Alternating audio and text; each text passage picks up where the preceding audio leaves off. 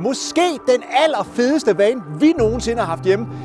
Den her turné, Black Edition 6.0 Select 2025. Og der er nogle rigtig fede ting ved den. Vi kommer ud og køre motorvej, vi kommer ud og køre skov. I kommer til at se det hele.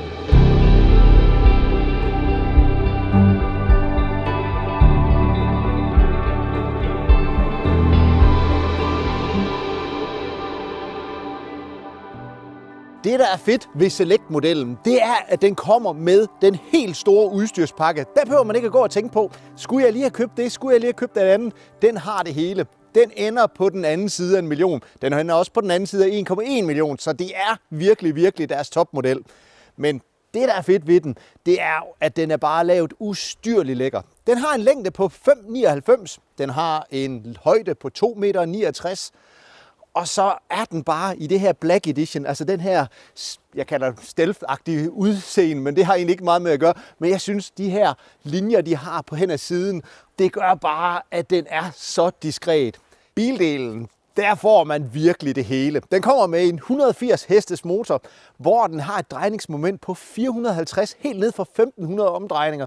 Og for folk, der ved, hvad det betyder, at den virkelig trækker. Den trækker både, når man kører på motorvejen, det kommer vi ud og prøve. Den trækker virkelig, når man ligger og kører landevej. Når man trykker på speederen, så rykker den. Den kommer med fuld LED-lygter. Altså ikke kun lige den her LED-stribe. Altså det er super godt lys, når man ligger og når det er mørkt. Den kommer standard med varme i forruden. Den kommer standard med 360 graders baksensor. Der sidder simpelthen baksensor på siderne. Og også henne foran den, så ligger man at køre rundt, for eksempel herude i skoven, og man skal bakke ind imellem nogle træer, så behøver man ikke at være bange for, at man bakker ind i noget. Den kommer også med en ny automatgearkasse, en 8-trins automatgearkasse, der kører mega godt. Altså det er virkelig en af dem her, der bare skifter gearne helt optimalt. Markise, det er standard, når vi snakker Select. Der er kommet den her Thule markise, der sidder på, og heroppe under, der har vi den her lysskinne, hvor man kan lyse. Altså ligger man sådan et sted som det her, og man gerne vil have noget lys, når man står ud om aftenen, jamen så tænder man lige på en fjernbetjening, og så har vi ellers bare lyset ud i over hele skoven. Noget, der ikke er standard, det er de her alufælde. Den kommer standard med nogle rigtig flotte sorte alufælde, og med helårsdæk, altså dem her, man både kan bruge sommer og vinter med alle de rigtige symboler på. Men dem her, det er nogen fra Delta, altså det er de fedeste fælde til en van. Vi har sat den på den, fordi jeg tænker, bilen her, det er nok noget af det flotteste, jeg har set, og fældene her, synes jeg også er noget af det flotteste at se. Så tænker jeg, det vil jeg lige vise frem til jer. Men det er altså et kryds, man sætter, der ligger op mod de 40.000, i hvert fald for dækkende ekstra. Altså, så det er virkelig nogle fede fælde, men de er også ret dyre. Men de normale fælde, dem synes jeg også er fede. Som det er lige nu, der holder jeg i Silkeborg. Der er jeg lige kørt ind i skoven, kommer lige fra motorvejen, lige kørt op af en sti, og noget af det, jeg prøver at forklare med det, det er det her med, at når man har en bil som den her, eller en van som den her, så er det virkelig let lige at holde ind, og så tage sig en middagslur, eller ja, man tror faktisk også godt, man kunne slippe afsted med at overnatte i sådan en van her, når man finder en af de her steder, selvom det ikke er lovligt alle steder. Men prøv lige at se, hvor diskret den er. Og kører man til Norge og Sverige, jamen så kan man i hvert fald helt sikkert gøre det. Det giver bare alle mulighederne, når man kommer afsted med sådan en bil som den her. Holdt man med en normal autocamper, så er jeg helt sikker på, at så vil man komme i problemer. Noget af det, der er specielt ved Turné, det er, at de har sat varme og varmvandsbeholder op under camperen. Og noget af det, det gør, det er, at når vi åbner bagagerummet, eller herinde i bagenden, jamen prøv lige at se, hvor meget plads man får herinde. Altså det er virkelig vildt. Altså et kæmpe bagagerum. Normalvis så vil man have placeret sit batteri, eller sin lader, eller sit varmvandssystem herinde. Men nu har de simpelthen ryddet det for det hele, så der er jo masser af plads. Herinde der er en god opbevaringsplads, og her har du altså virkelig plads til dine møbler. Og noget af det, I skal lægge mærke til, det er jo tykkelsen på gulvet. Den kommer jo med det her Armaflex-isolering. Det skal jeg nok fortælle lidt mere om bagefter. Men det kommer også med det her XPS-isolering nede i gulvet, som virkelig gør, at den er ultra isoleret nedefra. Og så er der også gulvvarme som standard. Hvis man godt kunne tænke sig at få gasudtag på sin van, jamen det behøver man altså ikke at tænke på sådan en turné som den her, for det er standard, og jeg synes, det er lavet på en ret genial måde. Normalvis, hvis man for eksempel fik det fra mange producenter, jamen så ville gasudtaget være monteret i siden på camperen. For det første, så er det grimt, og der er det problem, at hvis man monterer gasudtaget over på den her side, hvis man så har lyst til at grille om på den anden side, fordi det blæser, og man ikke har lyst til at få alt osen ind i bilen, fordi man har den her store skydedør, jamen så det her, det er virkelig genialt. Der følger sådan en lille slange med her med en lynkobling, og prøv lige at se her, hvad man gør. Så i stedet for at sætte gasudtaget på siden af bilen, så sidder det simpelthen herinde i gaskassen. Og her er der også en lynkobling inde, hvor man lige klikker det på. Sådan her, nu har jeg klikket den på. Og så kommer gasslangen den her vej ud. Der sidder sådan en lille hul, der lige passer til slangen, hvor man kan lukke det af. Og så følger der sådan en lynkobling med her. Og den sætter man på sin gasgrill sammen med en god lang slange. Og så kan man ellers klikke sin gasgrill på her. Og så kan man komme til at grille om på den her side. Man kommer til at grille her, når dørene ellers er lukket. Og man kan komme til at grille hen under markisen. Det synes jeg virkelig er genialt. Hvis man har lyst til at bruge sin van som varebil, så prøv lige at se her, hvor let det er at lave om. Jeg tager lige topmadrassen, som også er standard, klapper op på den her måde. Og så kan man tage madrasserne og vippe op sådan her. Og jeg tager den her og vipper op på den her måde. Sådan her. Og nu kan jeg simpelthen let lave den her om til en varebil. Og hvis jeg gerne vil have det her væk, du kan se her, den her, den kan lige skydes væk på den her måde. Og så kan man spætte den fast på den her måde med de her bånd. Den kommer standard med anhængertræk, og det er ret fedt, hvis man gerne vil ud og køre med en stor trailer, fordi den må faktisk trække med 3 ton, selvom den har automatgear. Og den har jo de her 180 heste, så der er altså ikke noget problem, hvis man skal ud og køre med for eksempel med en autotransporter eller en stor båd, eller hvis man har lyst til det, så er den virkelig optimal til det. Normalvis så er der mange, der rigtig gerne vil have en cykelholder på, og så hænger man jo en cykelholder med en skinne her og en skinne her, og så har man til at hænge bagpå. Men så er den jo lige pludselig ikke 5,99 længere, så ryger den over 6 meter. Og nogle gange, så i de perioder, hvor man ikke skal have cykel med, så synes jeg, at træls er den her cykelholder på, fordi den sidder i vejen, og den kan ramme ind i hovedet, når man åbner den. Løsningen, synes jeg, det er at købe lige præcis den her cykelholder. Den ligner en Thule cykelholder, og det er faktisk også ham designeren fra Thule, der har designet den. Den hedder så Enduro, men prøv lige at se her, hvor genial den er til en van. Den passer altså også til andre vans en turné. Men det man gør, det er, at man sætter bare cykelholderen på den her måde, låser den. Sådan, nu sidder den der. Her vil man uden problemer kunne have 2 mountainbike, eller 2, altså meget tunge el-mountainbike, hvis man vil det, for den kan virkelig klare nogle kilo. Låser den på den her måde, udvider sådan her, at man kan have hjulene her, vipper ud, så vi har til baglygterne nu. Og så står cyklerne, den ligner jo en hvilken som helst cykelholder, men det der er genialt her, det er, at nu kan jeg gøre sådan her, og nu kan jeg ellers vippe cyklerne ud på den her måde. Og vil man åbne dørene, kan jeg lige gøre, så nu har jeg ikke sat strømstikker til. Og se, jeg kan bare åbne dørene på den her måde. Åbne op her. Og det kan man normalvis ikke, hvis man har en cykelholder, hvor man skal vippe den.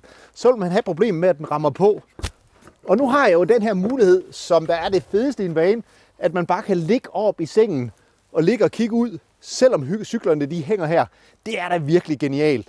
På bagsiden af den, jamen der er den også sindssygt flot. Altså noget af det, I skal lægge mærke til, det er de her detaljer. Prøv lige at se her, hvor de har skrevet turné. Altså det er sådan fræst ind i folien. Altså det er meget, meget diskret. Og det her typografi, der ligger hen langs camperen, altså hvor man kan se et meget, meget diskret lille mønster. Altså det er nogle meget, meget dygtige designer, de har dernede, synes jeg i hvert fald. En detalje, jeg synes, der er rigtig fed, det er hernede ved toiletklappen. Prøv at se, når jeg åbner op på den her måde. Jamen hernede, der har vi simpelthen et bruseudtag, der sidder indvendigt igen, for de gør det altså bare noget flottere, end de har monteret det på siden. Og det er standard, og vi gør lige sådan her og kobler på. Og nu har vi bruseudtaget sat på. Og noget, der desværre ikke følger med, det er den her lille dims, fordi den har man virkelig brug for. Den kan jeg lige placere her på siden, på den her måde. Jeg må hellere gøre det lidt højere. Og så kan man sætte bruseholderen fast, altså en magnet, der lige kobler sig på camperen. Og nu kan jeg stå her og bruge både koldt og varmt vand og justere det over på den her side. Eller skylle mine støvler af, eller skylle min cykel af. Altså det er virkelig fedt, det er noget, der er standard. Nu er det en Black Edition, vi taler om, og der synes jeg, det er lidt synd hernede i bunden med det her sølv. Der vil jeg meget, meget hurtigt, hvis det var min bil, at få det her sort folieret også. Men jeg synes fronten, den her sorte front og med det her kølergitter, jeg synes, den ser virkelig rå ud, og jeg synes, det passer rigtig godt til den her sorte bil. Og sort, det er den faktisk ikke. De kalder den grafitgrå. Den er over i en meget, meget mørkegrå. Det vil sige, når det er mørkt, så er den helt sort, og når der er lidt lys på den, som det er nu, eller solen går og står ned på den, så kan man faktisk godt se, at den er grå, og den er ikke bare grå, den er sådan gråmetallic, meget mørke gråmetallic, og det betyder, at den er ret let at holde, hvis den bliver beskidt. Det er klart, man kan godt se støvet på den, men jeg synes, den er mega flot, både beskidt, og også når den er helt ren, fordi der får den det her sortbilslook, som ser lidt eksklusivt ud. Hvis man tænker, jeg skal ikke have en, der er så mørk, jamen så findes den også eller den vi i hvert fald tager hjem, en, der hedder Iron Metal. Altså det er en noget lysere grå, men ikke helt over i en helt lys grå. Den synes jeg også er rigtig flot. Udover at det er en rigtig vintervane, og der er varme i forruden og varme i sidespejlene. En af de ting, der også er fedt på Selecten, prøv lige at se, hvad man gør her. Holder man inde i en by og er bange for, at der er nogen, der render ind i de her ret store sidespejle, jamen så trykker man bare på en knap, så er de elektrisk indklappelige. Det er da virkelig fedt. Noget, der er rigtig fedt, det er, når man bakker sådan et sted som det her. Prøv lige at se, hvor knivskarp skærmen er, og det her med, at den indikerer, hvor man bakker hen af. Altså ligesom på sin Mercedes eller sin Audi eller andet. Altså det er virkelig, virkelig fedt, fordi man er overhovedet ikke bare bange for at bakke på den her måde. Herinde i selve bildelen, der er der virkelig mange ting. Vi kan starte med rattet. Altså det nye rat, det er lille, det kan jeg rigtig godt lide. Det er lavet i et meget lækkert lædermateriale, så man sidder godt, og sådan meget sportsvognsagtigt, altså måden man holder på det. Altså det virker lidt forkert, at det er en varebil, men jeg synes det er fedt. Altså når man sidder og holder, man tænker man, ved du hvad, nu har man lyst til at køre lidt stærkt. Altså det er den fornemmelse man får. Man får ikke den her store varebilsret. Det er også den fornemmelse man får, når man kører i den. Den er meget, meget personbilsagtig nu. Altså måden den reagerer på i styretøjet, altså den har fået et super godt styretøj, og så sammen med den her motor og den her gearkasse, det er virkelig, virkelig godt sammen. Men det skal man ud og prøve for, kan forstå det, fordi der er mange af dem, jeg har haft ude at køre, hvor de tænker, jeg skal ikke have en Peugeot, eller jeg skal ikke have en Fiat. Men altså, når de kommer ud og kører i den, så er de er ikke bare lidt overrasket, de er meget overrasket, fordi de har virkelig fået lavet en super varebil. Og det er jo den her bil, de laver sammen med Toyota, altså Toyota, Fiat og Peugeot, de laver, og Citroën skal også være med i det her spil, de laver den på den samme fabrik, hvor de virkelig har fået fint den her nye 2025-model. Og der er kæmpe forskel, synes jeg, fra 24 til 25, især på grund af gearkassen. Noget af det, der fungerer rigtig godt på den, det er alle de her assistenter, fordi jeg har prøvet mange biler, hvor at man synes, så slår man lane assist fra, fordi den trækker for meget. Så synes man, det er træls med de her alarmer, de kommer for tidligt, eller den ikke kan genkende skiltene. Altså der er jo skiltegenkendelser i den også. Men noget af det, der virkelig, virkelig er godt på den her, det er, at alle de her assistenter og skiltegenkendelse, automatisk nødbremsning, altså mere eller mindre alt, hvad der er, det fungerer virkelig godt, og jeg skal være ærlig at sige, at dengang at jeg hørte, at de kom med alle de her assistenter, så var jeg meget tvivlsom om, hvor godt det ville komme til at fungere. Men det gør det virkelig. Altså min egen personbil, den fungerer ikke lige så godt som den her. Den kommer også standard fra Peugeot med den helt store skærm. Og noget af det, der er godt ved den, der er selvfølgelig Apple CarPlay, Android Auto, men det giver en mulighed for, at man kan gå ind, og så hvis man nu er træt af alle de her assistenter, og den skal ikke sige noget, og den skal ikke trække i rattet, så kan man slå det fra det hele. Og det er i hvert fald også en fordel, fordi det er jo, hvad jeg synes, og jeg synes, det er fantastisk, der er nogen, der kommer ud og siger, at det skal overhovedet ikke røre ved min kørsel, alt skal slås fra. Det kan man meget let gøre. Og er man træt af den der lane assist, jamen så behøver man ikke engang ind at komme ind i en menu. Så er der knappen hernede, hvor man bare kan slå den fra, og så er den væk. Den her knap, der sidder her, den er jeg også meget tilfreds med, fordi det er den her Traction Plus. Altså er man ude og køre, hvor man gerne vil over en græsplæne, og har man for eksempel et dæk på, vi er på nu her, så kan man virkelig komme der afsted. Trykker man på den knap, jamen så er det sådan ligesom spærredifferentiale på 2 hjul, og så kan man komme afsted. Foran dig, der har du det fulde digitale display, og der har du altså muligheden for at både se med dæktryk, du har mulighed for at styre din radio, du har mulighed for at få navigationen op i selve displayet hernede. Altså det er virkelig fedt, at det hele tiden sidder foran en, og at man ikke absolut skal over på den store skærm. Nu har jeg nævnt rigtig meget udstyr bare her på bildelen, og så tænker man, kan der være mere? Der kan være rigtig meget mere, og jeg skal nok prøve at gøre det kort, men prøv lige at se det her op. Det er virkelig fedt. Digital bakspejl, altså det er virkelig noget af det fedeste at have, fordi når man ligger og kører i sådan en vane som den her, så kan man jo ikke se bagud, men det kan vi nu. Der er ingen problem, og vil man om aftenen tænke, nu gider jeg ikke at kigge ud mere, jamen så gør man lige sådan der, og så slår man det fra. Nede, når man skal koble til sin trådløs Apple CarPlay, så er det altså også fedt, at det er med trådløs opladning herinde. Der er et automatisk klimaanlæg, og på grund af, at den er så godt isoleret, den her, fordi det er den her vintervane, jamen så når man sætter den til 22 grader herinde, så er der 22 grader inde i vanen, og det er virkelig fedt, når man ligger og kører sydpå. Når jeg smider den i bakgear, det prøver jeg lige at gøre nu, sådan her, så er det klart, det var det, jeg viste før, da jeg bakkede, så får vi jo den her store skærm, og så sammen med digitale bakspejl, så er det virkelig let at navigere.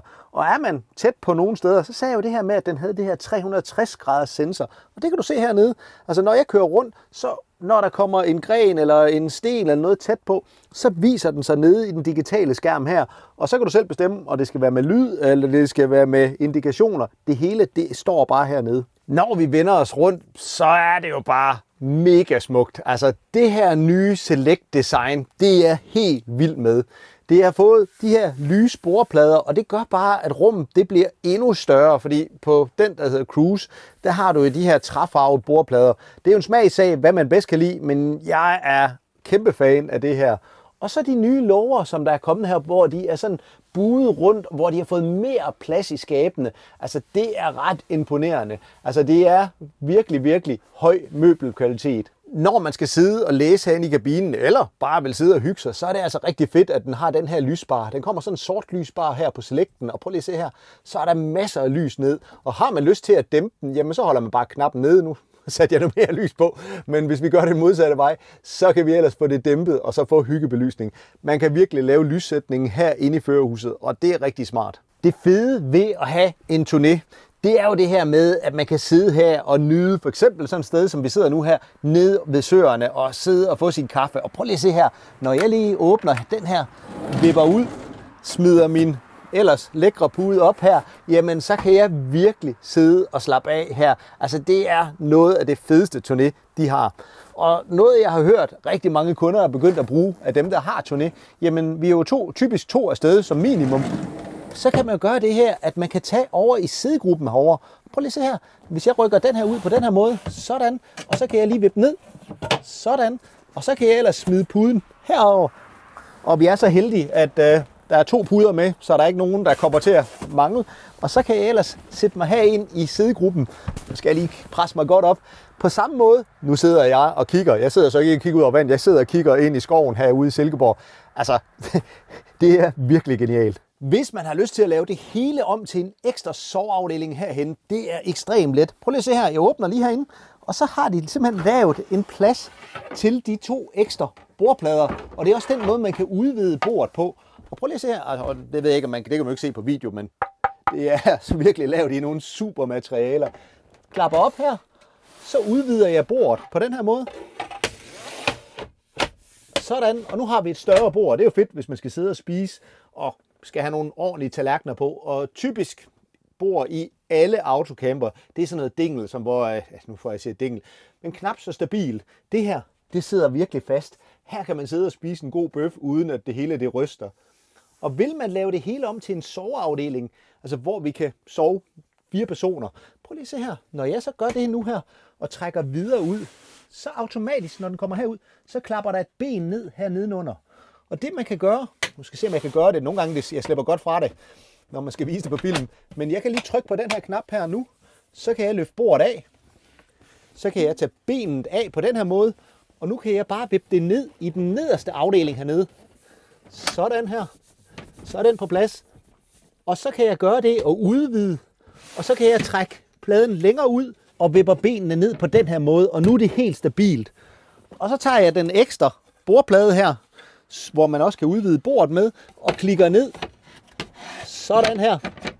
Og så er den ellers låst fast, og så er det helt stabilt.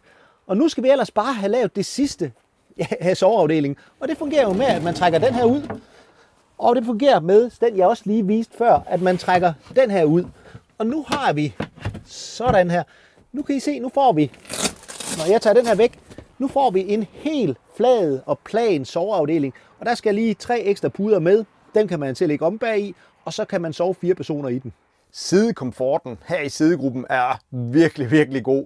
Noget af det, jeg godt kan lide, det var noget af det, jeg viste før, hvor jeg trak sådan en lille kile ud under sædet. Det betyder, at man sidder ikke helt plant, men man sidder en lille smule skrå her med benene. Og det betyder, at man godt kan sidde her i en længere tur. Og oveni, i hvert fald for mit vedkommende, så kan jeg rigtig godt lide, at der er de her støtter på hver sin side. Der er nogle kunder, hvor de synes, de er større end jeg er, eller en del større end jeg er, hvor de synes, at de irriterer sig er lidt irriterende, når man sidder, at den kan ramme begge sider. Der kan man altså godt få fjernet de her pukler, hvis man gerne vil det. Der skal ind til en møbelpolster, og så fjerner han dem. Men det må man jo se, når man kommer til at sidde i den. Jeg synes virkelig, det er lækkert, de er der. Skal man have nogle små børn med, altså, eller børnebørn med, hvor de har brug for at sidde i en autostol, så kan man få Isofix til den. Det er ret let at eftermontere. Tidligere der havde vi det som standard. Det er noget af det, vi har streget og sagt, det har vi ikke mere, fordi der var rigtig mange, der ikke brugte den, og det vejer også noget, så der er ingen grund til at køre rundt med noget ekstra vægt, hvis man ikke har brug for det. Den kommer med de her mørktonede sejsvinduer, og I kan prøve at se, når jeg åbner op, så kan man godt se, at der er noget toning i dem, og det synes jeg er virkelig lækkert, når man ligger nogle steder, hvor folk de går tæt op ad camperen, fordi det giver bare noget privatliv, at folk ikke bare lige kan kigge ind.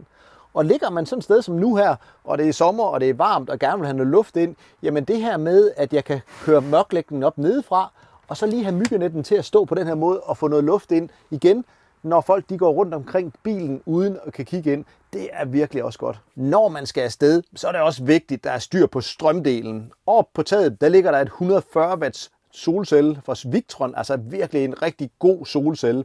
Nedenunder sædet her, hvor jeg sidder, der ligger der et 200 amperes lithiumbatteri, som virkelig leverer varen.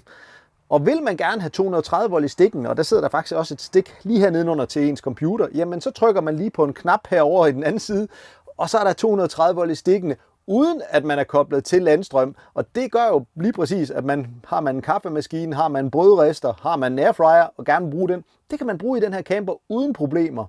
Og tænker man, jeg vil gerne spare på strømmen, jeg vil egentlig bare bruge USB-stik, jamen så sidder der heroppe både et USB-A og et USB-C-stik, og det gør der også hen i soveafdelingen. Altså der er masser af stik rundt i camperen, enten 230 volt stik eller USB-stik.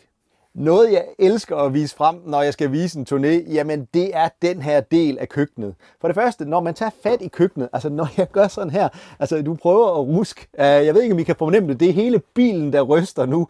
Den her, den står fast. Altså der er samlekvalitet. Jeg vil ikke engang sige, at den er god, den er ustyrlig god. Og så prøv lige at se her, hvordan de har tænkt sig om. Altså den her, den kører vi op. Så har vi altså en rigtig god bordplade, og jeg kan godt lave samme nummer igen. Altså det hele, det sidder fast. Altså når man sidder her, man føler, man kan stå og danse på det her bord. Det er ikke normalt. Udover det, jamen prøv lige at se her, så havde vi jo den her, man trak ud. Og jeg plejer at sige, at det er gratis, de har fået den sat på, fordi I kan se, det er den her, hvor man kan sidde og drikke sin kaffe, man kunne smide benene op, men det har ikke kostet noget som helst skabsplads, fordi når jeg åbner op her, eller skuffeplads, prøv lige at se her, når jeg åbner op, hvordan det hele, det bare går ind i hinanden.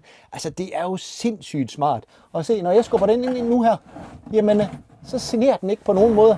Den går bare ind imellem skufferne og ligger heroppe under.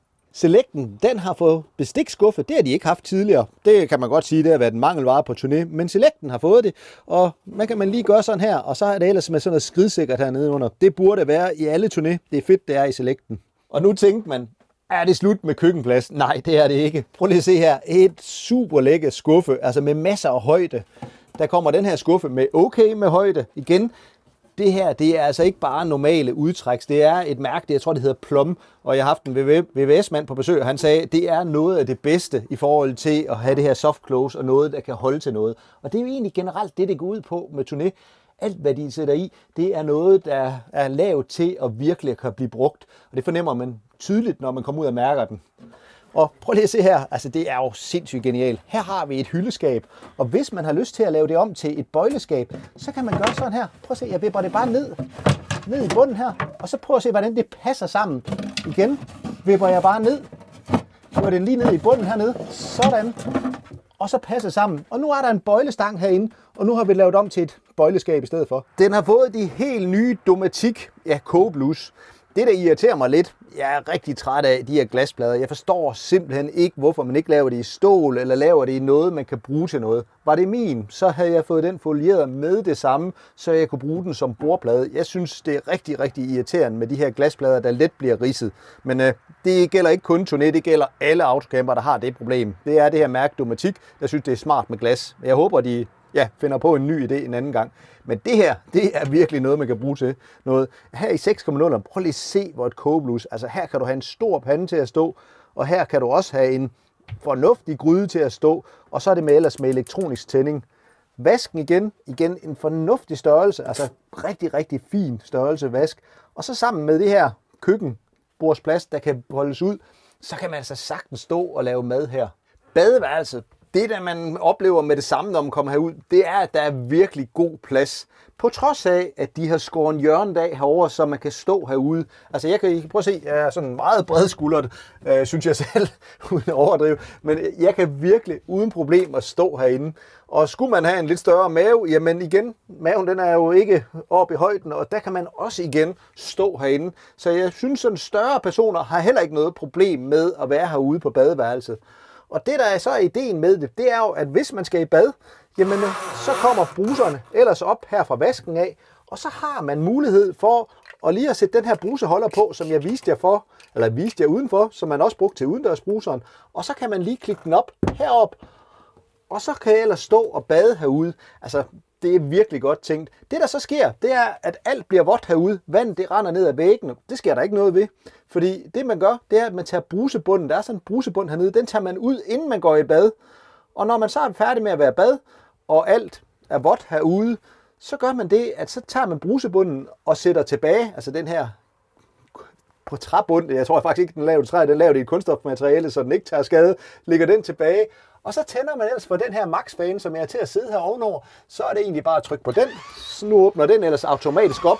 En super ventilator. Og den sender ellers en masse luft ned nu her. Og så tørrer den hele rummet i løbet af 5, maks 10 minutter. Og når man kommer herud, så må der ligge en lille smule vand nede under brusebunden. Men ellers så er der tørt herude. Så er der selvfølgelig nogen, der siger, jamen så er der jo kalk på væggene. Det er der så ikke derude, hvor jeg bor, men jeg ved godt, der er problemer med kalk mange steder. Men det er jo samme, om man havde en bruskabine, så skal man også fjerne kalk. Så det er altså en gang imellem, ikke når man er på tur, men når man kommer hjem, og man har problemer med kalk, jamen så må man i gang med at tørre væggen af. Det kan holde til det, så der er ikke nogen problemer. Der er også skabsplads herude. Her er der altså nogle fine hylder, hvor man kan have sine toiletsager.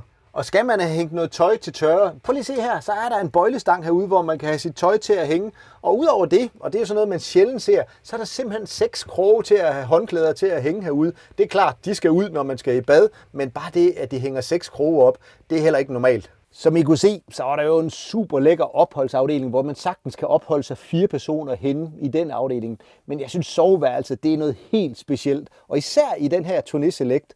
Heroppe kan I se, her kan man lægge sin telefon, sine briller, sin bog, man ligger og læser om aftenen, og det er rigtig fint. Og igen, læg lige mærke til møbeldetaljerne, hvordan de har fået det hele bukket rundt på den her måde. Altså det er virkelig flot. USB-A, USB-C, jeg savner et ekstra USB-stik, det kunne de godt have sat herhenne. Det havde været fedt, at der lige havde været et ekstra stik. Det tror jeg, vi kommer til at montere i mange af bilerne. Men igen, prøv at åbne, når man åbner op her, et kæmpeskab. Og når jeg siger kæmpeskab, havde det været en VW Craft, og havde det været en Mercedes Sprinter, jamen så har du ikke fået et skabsstørrelse på den her måde. Det er jo det, der er helt genialt, når vi snakker Peugeot. Fordi bilen den er så kantet, som den er, så skaber det bare en masse plads til overskab. Og hvis I synes, det her det var stort, for det synes jeg, jamen bare lige vent til at se. Det her det er jo helt specielt for Selecten. Det her ekstra store skab. Havde det været Cruisen, altså den tidligere model, jeg har lavet video på, jamen så ville den have haft en hylde til telefoner over i fodenden også. Men det gør de ikke her. Der laver de til gengæld det her fantastiske skab. Og igen, det er jo svært at vise på video, men altså materialerne her, altså det er sindssygt solidt og rigtig godt skruet sammen.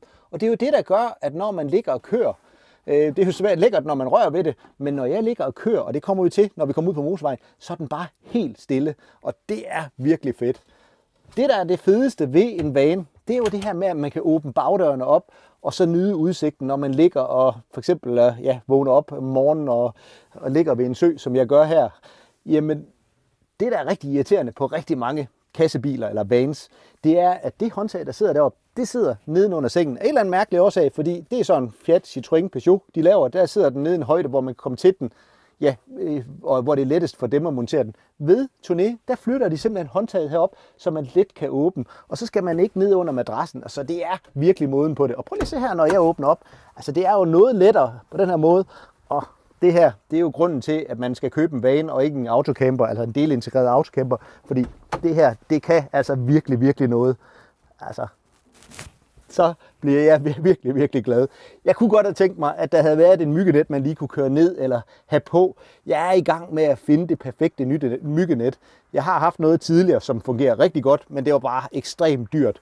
Så det er lige det sidste, der mangler for, at det hele bliver helt perfekt. Hvis man tænker, jeg gider ikke åbne de bagdøre op, fordi der kommer alt for meget luft ind og alt for meget lys, jamen så kan man jo egentlig bare lukke dem, og så kan man nyde lyset ovenfra, fordi den har de her 2 midi-tagluer, en her og en hen i opholdsafdelingen, så der kommer masser af lys ned fra oven, og vil man gerne have noget luft ind den vej, jamen så er det let at vippe dem op på den her måde og få luft ind. Og der er både myggenet, og der er mørklægning, så det er virkelig lækkert, og jeg elsker virkelig, at når man ligger til at sove og ligger og kigger op i himlen, og for eksempel sådan en dag som i dag, hvor der er masser af skyer, og så ligge og se skyerne forflytte sig, det kan virkelig noget. Lige så I kan se, hvor stor sengen er. Jeg er 1,80 meter, og nu smider jeg benene op ad væggen med strakte ben. Og I kan se heroppe, der er altså forholdsvis meget plads den anden vej, så det er ikke noget problem for mig at ligge på tværs. Og der er også masser af plads, hvis man skal ligge 2 personer ved siden af hinanden. Vil man have en seng, der er meget større end den her, så kan man kigge på den, der hedder 6,4. Jeg har lavet en video på den på cruisen, hvor I kan se, hvor meget plads der er der. Men det er jo en af de her beslutninger, man skal tage, om det skal være en 6,0 eller en 6,4. Hvis man godt kan lide at have kontrol på tingene, så har den fået et helt nyt styrepanel, altså når vi snakker Selecten. Og prøv lige at se her, altså hvordan man kan gå ind og se, ja, mere eller mindre alt, både med vand og strøm. Det hele ligger oppe i panelet, det er virkelig, virkelig fedt. Og herover der sidder Webasto-styringen, og den er egentlig bare ret simpel. Man trykker på en knap, trykker på den, når den begynder at lyse grønt, jamen så skruer man op på det antal grader, man vil have, og så har man det. Og det er uanset om der er minus 20 grader udenfor, eller at der er plus 5 grader. Altså det er virkelig let.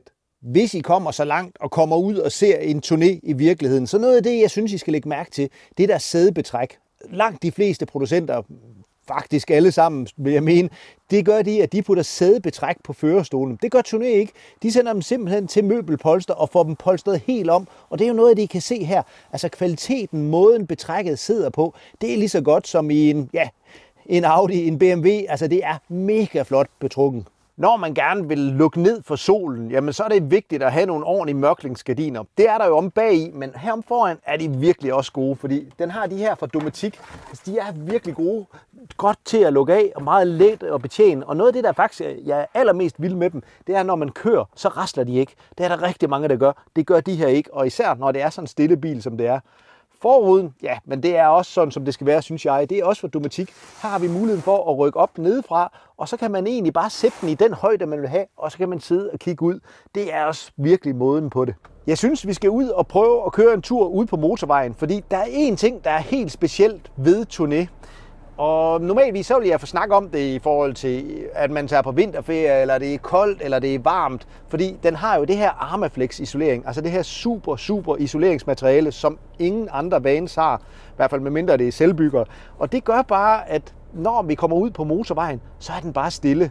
Det vil jeg prøve at vise her på videoen. Det er, at når jeg ligger og kører 130 km i timen, så kan jeg sidde og snakke med et helt normalt niveau, selvom, ja, der er bare ingen støj, hverken bagfra eller i bilen.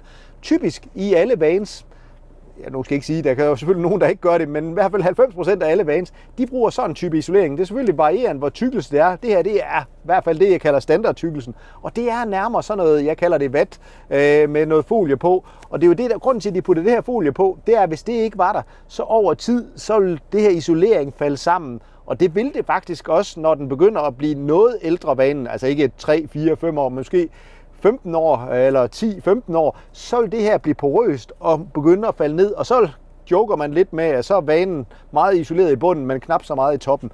Det kommer aldrig til at ske, når det er Armaflex, fordi det er en helt anden og en meget mere fast masse, og så er den 4-5 gange bedre isolerende end sådan et materiale, hvis ikke mere. Så er vi på rampen til motorvejen, og det er nu, I skal ud og opleve, hvorfor man kan skifte sin personbil ud med en autocamper. Og nu kalder jeg en autocamper, for det er det ikke. Det er en van med 180 heste og nogle fantastiske piloter. Og så den her isolering, som jeg snakkede om, det er her, man kan komme til at høre forskellen. Det håber jeg i hvert fald. Lad os sige, vi er oppe på 70 km i timen nu, og nu trykker jeg ellers bare på speederen. Og det er jo noget af det, den kan, fordi den har så mange kræfter. Den rykker virkelig. Det hedder 100 nu. Og lige om lidt, så ligger vi og kører 130 km i timen. Og jeg behøver ikke at skal begynde at råbe. Og der er helt stille bagud i bilen, og så det er virkelig det, der er fedt. Så rammer vi 130 km i timen, og den er meget, meget stabil. Og det er jo den anden ting ved at have en van. Den er jo ikke vindfølsom på nogen måder, og der er Passion, altså en af de helt gode, fordi den er sådan forholdsvis stiv i affjedring, men ikke stiv sådan, at den bomber, når man kører over bump. Det gjorde den tidligere, men det gør den nye 2025 udgave overhovedet ikke. Men 130 km i timen. Jeg sidder og slapper helt lige så meget af, ligesom i min egen bil. Og nu kan jeg trykke den adaptive fartpilot til, og den holder farten foran den forangående bil uden problemer. Det, der er specielt, når vi snakker turné, det er, at den kommer med den helt store adaptive fartpilot. Det betyder, at den kører helt ned til 0 km i timen. Den foregående, hvis den stopper, eller der bliver kø, så behøver man ikke at skal sidde og køre med bremse, speeder. Der holder man bare fødderne pænt i gulvet, og så starter den automatisk op, når den forangående kører, og stopper igen, når den foregående stopper. Det er virkelig lækkert, når man ligger nede i Tyskland, og man måske har noget tæt trafik, man skal køre i. Og det er jo det, der tit sker, når man ligger og kører i det inderste spor, som man nogle gange gør i en bane. Det behøver man så ikke i den her, fordi den kører bare rigtig godt, også op på de høje hastigheder. Det digitale bakspejl, det er virkelig, virkelig lækkert, fordi man kan hele tiden orientere sig, og især på motorvejen, det her med, at man skal trække ind og trække ud, det savner jeg virkelig, når jeg kører i andre vans, hvor de ikke har det. Jeg håber, I kan fornemme, hvilken fantastisk sted det er at sidde her. Altså det her med, at man sidder med benene op, og man kan have sin kaffe til at stå, eller man kan sidde over i sidegruppen og smide benene op, hvis jeg havde min kone med. Altså det ville være så genialt. Det er, at man får naturen ind i bilen, både hen i sengeafdelingen, og også over i den her afdeling. Det er altså bare noget helt andet, end hvis man havde en delintegreret autocamper. Og jeg håber også, I fornemmer, hvilken kvalitetsbil det er, fordi den er så godt skruet sammen. Og det betyder jo det her med, at den er så stille, når man kører, og den er bare så lækker at bruge, og den kan virkelig holde til at blive brugt. Tak fordi I kiggede med, og kunne I tænke jer at se flere videoer af den her slags, så husk lige at gå ned og abonnere på min kanal. Og hvis I trykker på klokken, så får I besked lige så snart vi lægger en ny video op. Tusind tak fordi I kiggede med.